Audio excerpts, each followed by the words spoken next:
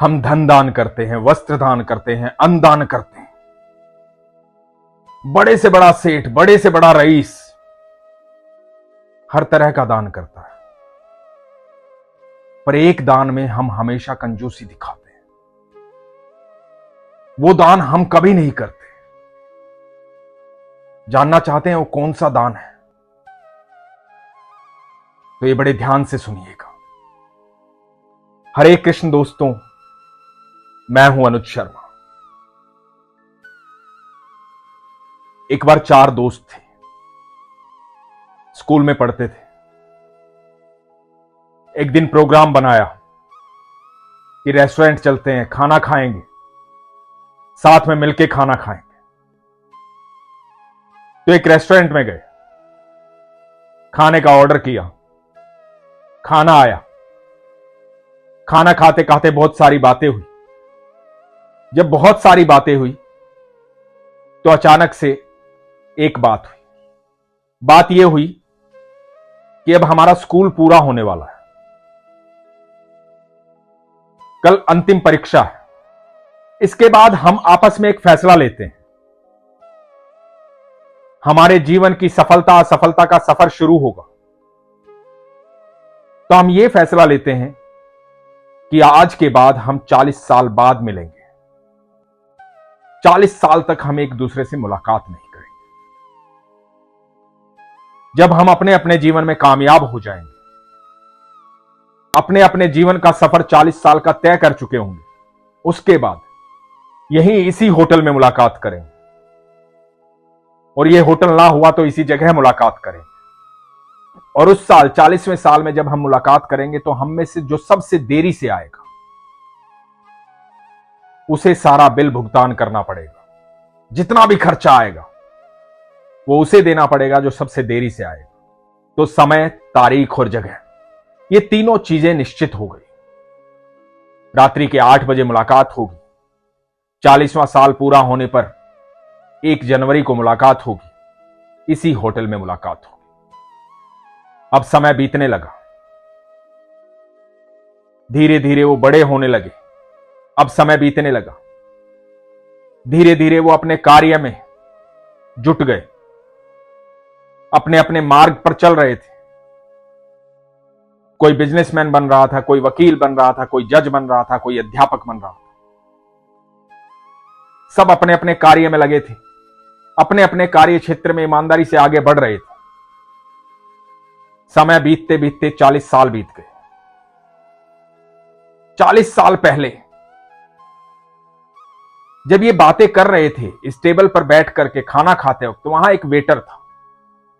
उस वेटर ने ये सारी बातें सुनी थी और उसको बड़ी दिलचस्प लगी थी। उसने कहा था कि यदि मैं भी उस वक्त हुआ, यहां पर हुआ, तो जरूर मैं उस दिन आप लोगों से मिलना चाहूंगा। 40 साल बीत गए थे। 40 साल बीतने के बाद यह छोटा सा रेस्टोरेंट बड़ा होटल बन गया था, 5 स्टार होटल बन गया था। जो वेटर वहां काम करता था वो इस होटल का मालिक बन गया था। इस मालिक को भी इंतजार था कि आज वो दिन था जब उन दोस्तों ने कसम खाई थी कि 40 साल बाद मिलेंगे। तो ये इंतजार कर रहा था कि शायद वो आए। समय हुआ, एक दोस्त आया, दूसरा दोस्त आया, तीसरा दोस्त आया। एक दोस्त नहीं आया। थोड़ा इंतजार करने लगे। ये जो वेटर था, मालिक बन गया था, ये बड़ा खुश था, उनके पास खड़ा था। कहा था कि आपने कमाल कर दिया, आपको याद था, मुझे भी याद था, मैं भी आपका इंतजार कर रहा था। इतने में रिसेप्शन पर एक फोन आया। फोन आया तो इस मालिक से बात हुई। तो मालिक ने कहा कि आपका जो चौथा मित्र है उसने कहा है कि आप भोजन लेना शुरू करें, वो आएगा। तो इनको भूख लगी थी। इन्होंने कहा कि ठीक है, हम भोजन करना शुरू करते हैं। हो सकता है किसी काम में अटक गया और सबसे देरी से वही आएगा। तो इन्होंने भोजन करना शुरू कर दिया। भोजन कर लिया, बहुत सारी बातें कर ली, एक दूसरे के बारे में जान लिया। काफी देर हो गई। जब बिल भरने का समय आया तो इनमें से तीनों ने ही कहा कि लाओ बिल ले आओ, पता नहीं आज आएगा कि नहीं आएगा। तो होटल के मालिक ने कहा कि नहीं, उनका फोन आया है, वो आ रहे हैं और बिल सारा पे हो चुका है, सारा बिल दिया जा चुका है, आपको बिल देने की आवश्यकता नहीं है। तो इन्होंने कहा कि ठीक है, थोड़ी देर और इंतजार किया। अब इनको लगा कि शायद वो नहीं आएगा और ये जाने लगे। जैसे ही जाने लगे, होटल के गेट से बाहर निकल रहे थे तो देखा शहर के कलेक्टर की गाड़ी आकर के रुकी। कलेक्टर नीचे उतरा, उसने आकर के इन तीनों के पैर छुए और कहा कि अंकल नमस्ते। ये तीनों हैरान थे कि ये कौन है, शहर का कलेक्टर है, हमारे पैर क्यों छू रहा है। तो उस कलेक्टर ने कहा कि मैं आपके मित्र का बेटा हूं, उन्होंने मुझे कहा था कि तू थोड़ा देरी से जाना। आज की तारीख और समय मुझे पता था, जगह भी मुझे पता थी। आपके मित्र अब इस दुनिया में नहीं है। 2 महीने पहले ही कैंसर से उनकी मृत्यु हो गई। उन्हें आज के दिन का बहुत इंतजार था, दिल से इंतजार था। मुझे बचपन से आप लोगों के बारे में बताते आए थे और कहते आए थे कि देखना हम मिलेंगे, हम सब मिलेंगे और मैं बिल नहीं दूंगा, जो देरी से आएगा वो बिल देगा, मैं तो पहले ही पहुंच जाऊंगा। लेकिन जब उनके जाने का समय नजदीक आया तो उन्होंने कहा, बेटा बिल तुम ही भरना, क्योंकि मुझे सबसे ज्यादा देरी हो गई है, मैं नहीं पहुंच पाऊंगा। तो उस समय जाना जब वो सब भोजन कर चुके हो। तो मेरे पिता का आदेश था, मैं इसलिए अब यहां आया हूं। तीनों ही दोस्तों को बड़ा दुख हुआ। दुख दोस्त की मृत्यु का तो हुआ ही, साथ में यह दुख हुआ कि 40 साल तक मिले क्यों नहीं।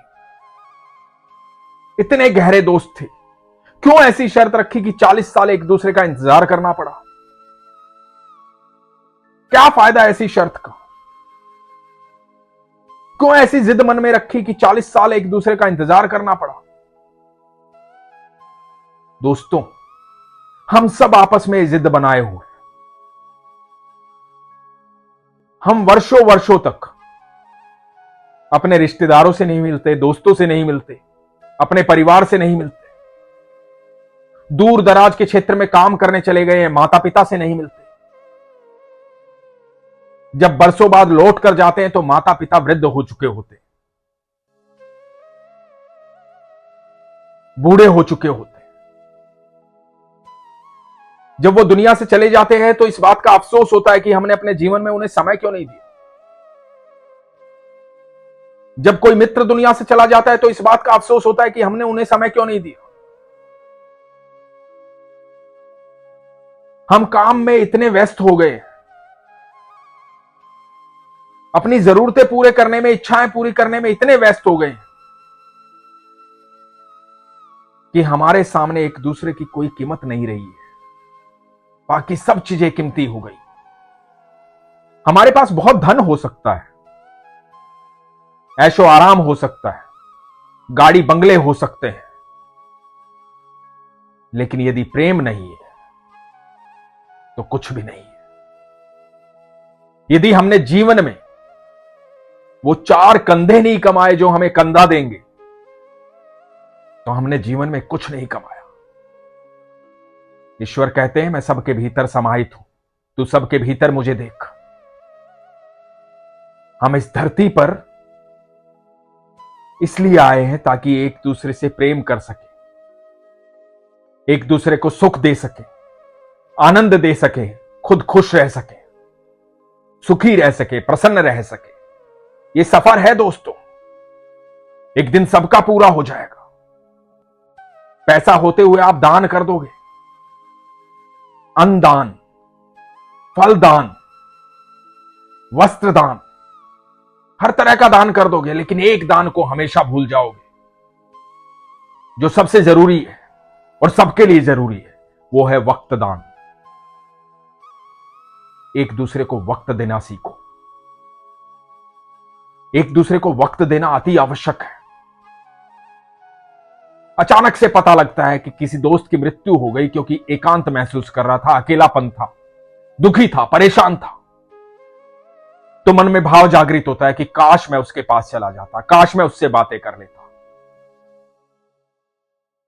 ये काश हर व्यक्ति को महसूस होता है, लेकिन कब? जब खो चुका होता है। इसे खोना नहीं है, हमें एक दूसरे के भीतर ईश्वर को महसूस करना है। भगवान श्री कृष्ण कहते हैं वसुदेव कुटुंबकम, सारी पृथ्वी एक परिवार के समान है। इस सफर में यदि दुखी नहीं होना चाहते ना, परेशान नहीं होना चाहते,